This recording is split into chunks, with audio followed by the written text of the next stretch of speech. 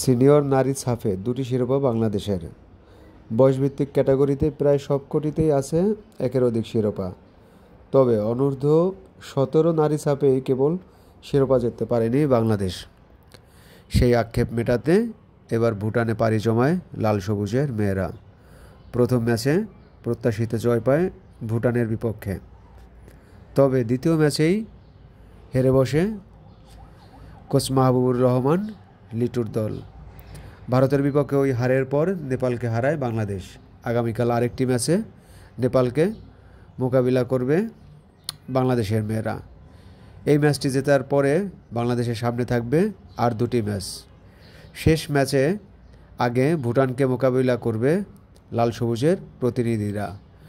শিরোপা জেতার লড়াইয়ে শেষ ম্যাচটি হবে মহাসমীকরণ, যেখানে প্রথম দেখায় বাংলাদেশকে হারিয়েছিল ভারত।